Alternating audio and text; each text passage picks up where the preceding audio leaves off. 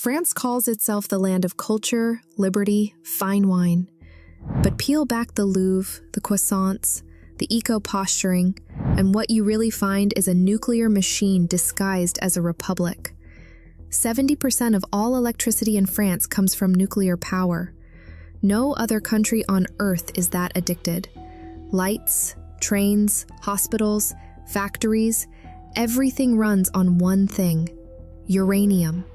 There are 56 reactors humming across the country, and nearly all of them need fuel France can't produce on its own. This dependency isn't new. France has been pulling uranium out of Niger since the 1970s. Back then, the joke in Arlit was, "Our children study by candlelight so Paris can shine." And decades later, nothing's changed, except the resentment has matured. Until very recently, about 1/3 of all French reactor fuel came from one country, Niger. Paris called it strategic partnership. Africans called it what it was, extraction with a flag on it. In late 2024, after 12 years of delays and 13 billion euros over budget, France finally switched on its next-gen reactor, Flamanville 3. President Macron called it the start of a nuclear renaissance. But independence doesn't mean what it used to, because that shiny new reactor, like the 56 before it, can't run without uranium, and Niger was their most reliable plug. If the uranium stops flowing, the numbers unravel fast. Power output drops, electricity prices explode, factories slow down, supermarket chains cut back, and everyday French families start choosing between heating and groceries. The last time France raised fuel prices by just a few cents, it triggered the biggest street revolt in decades. France isn't the only one hunting uranium. China's building 150 new reactors. India's ramping up. Even the US wants to revive its nuclear base. In this new world, uranium isn't just energy, it's power, political, strategic, economic. So yes, France wraps itself in freedom, fashion, and fossil-free promises, but underneath, it's a reactor in a suit. Feed it uranium, or watch the lights go out. And someone in Niamey just flipped the switch. Welcome to the News Hour. We begin in West Africa with a coup attempt that's underway in Niger. Witnesses report that military vehicles have been blocking the entrance to President Mohamed Bazoum's presidential palace in the capital. Now, Bazoum's official Twitter account said some presidential guards have staged a mutiny but have failed to gain the support of the armed forces. Supporters of the president have been gathering in the capital in a show of support. July 26, 2023. While most of the West was busy watching Ukraine, the fuse beneath France's nuclear empire was quietly being lit in Niger. A military coup removed President Mohamed Bazoum, a longtime French ally and uranium partner. In his place came a junta led by General Abdourahmane Tiani. And the streets of Niamey? They didn't erupt in fear, but in celebration. France, once hailed as the so-called savior of West Africa, was now seen as the parasite. The protector had become the plunderer. Because beneath all the counterterrorism rhetoric, most Nigerians saw France's presence for what it was: protect the mines, ship the ore, ignore the people. A civil society group known as the M62 has called on France to withdraw its troops from Niger. Abdoulaye Seydou, leader of the civil society coalition, on Monday opposed the French military presence in Niger and asserted that his movement would not relent until French forces leave. For years, French troops under Operation Barkhane crisscrossed the Sahel, officially to fight jihadists. But Orano's uranium convoys benefited too. Whether by design or by default, Paris's energy security had boots on the ground.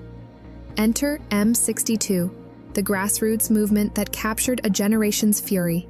Tired of French lectures, tired of IMF loans, tired of radioactive debt.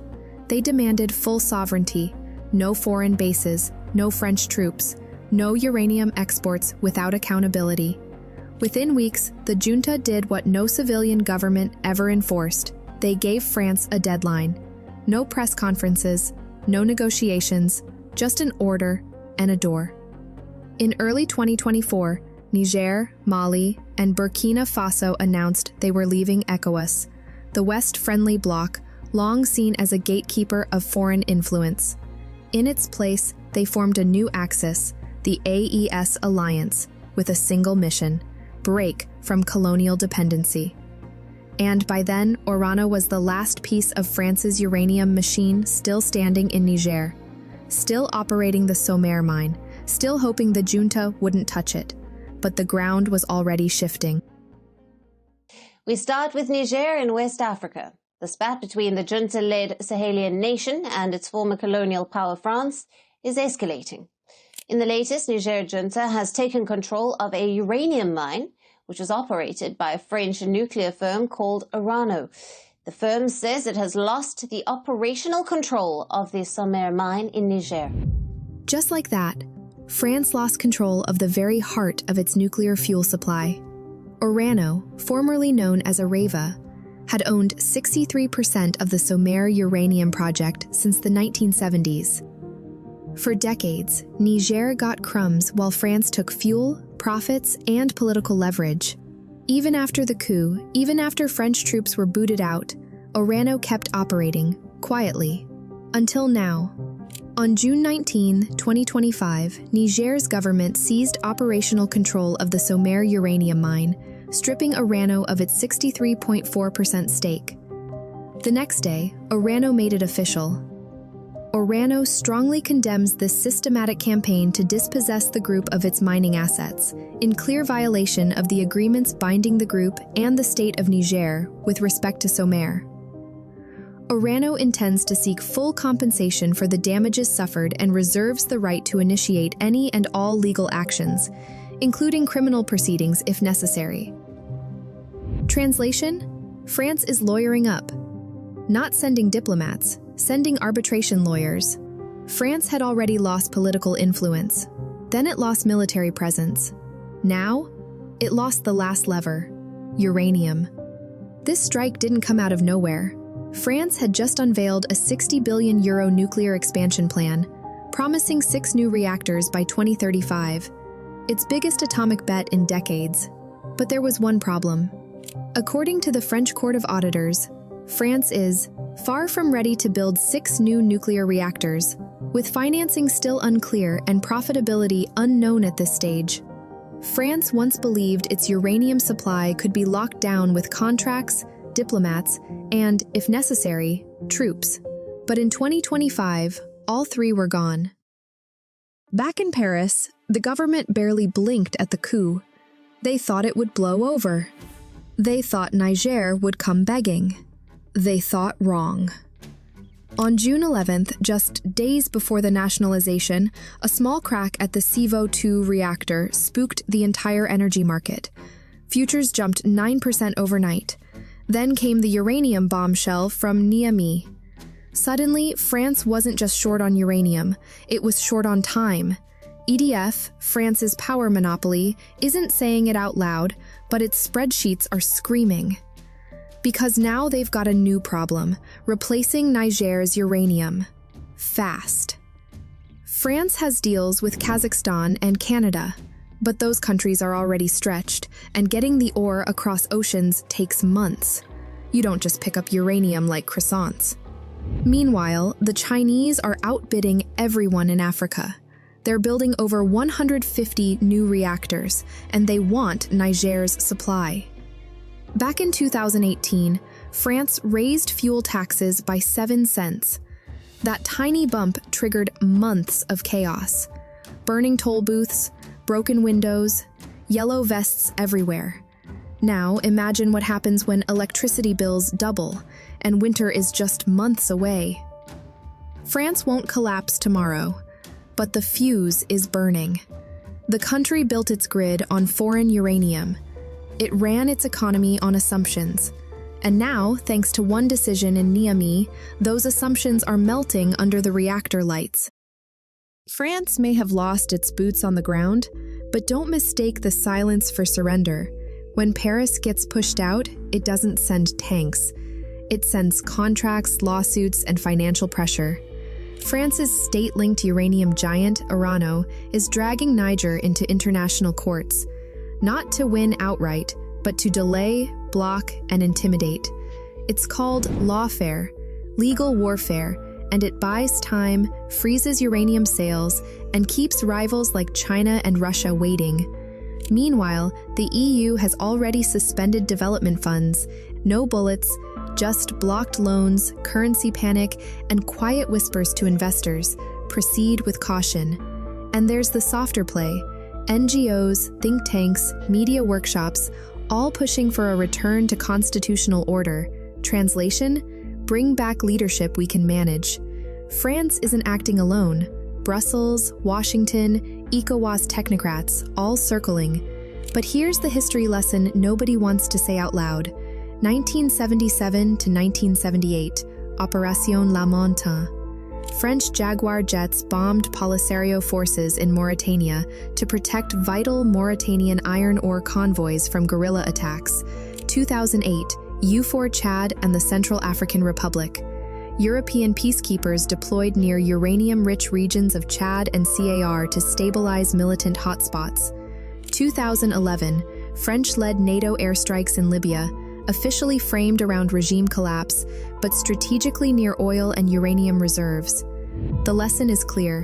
When French energy or mineral interests are threatened, humanitarian missions tend to follow. Then came a signal from Macron. Notre dissuasion nucléaire nous protège. Elle est complète, souveraine, française de bout en bout. Elle a, depuis 1964, de manière explicite, toujours joué un rôle dans la préservation de la paix et de la sécurité en Europe. That wasn't just talk, it was a signal to anyone holding the keys to French energy security.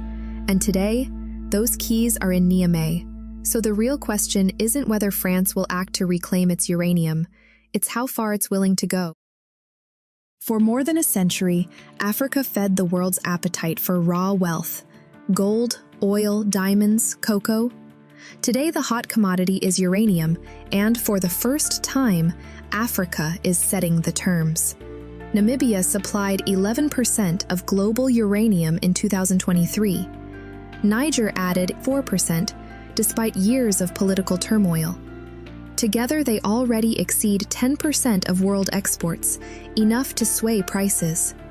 Add smaller output from South Africa and nascent projects in Tanzania and Botswana, and the continent controls a strategic slice of the nuclear fuel pie. As Paris scrambles to keep the lights on, one fact is impossible to ignore. You can't run a nuclear economy without Africa anymore. Raw material control once guaranteed Western power. In 2025, it's become Africa's bargaining chip. Burkina Faso, Mali, Niger, the AES bloc. They're not begging, they're offering terms. In 2024, Orano was still Niger's biggest uranium client. By mid-2025, the French giant was weighing an exit. China's CNNC and Russia's Rosatom were negotiating directly with Niamey. If Orano sells or is edged out, France loses the last lever it once took for granted. France taught Africa how to dig. Now Africa controls the shovel, the soil, and the switch. If the West wants steady power, it's time to negotiate on Africa's terms. It's not quite clear to me how come that Africa that has so many resources, water, solar energy, how come that currently it is the poorest continent in the world with the highest levels of famine? How come that we have to ask for help? We ask ourselves, but we don't get any answers. We have a chance to build new relationship. Hopefully, this relationship will be for the better to us in order to build a better future for our country. On behalf of my generation, I would like to say that due to poverty, many had to cross oceans in quest for a better life. At times they die, at times they starve. It's hard for them to survive. As for Burkina Faso, it's been 8 years since we have been facing the most barbaric and violent form of colonialism, barbarism, we are imposed this modern form of slavery. We were taught one thing: a slave that cannot rebel does not deserve pity.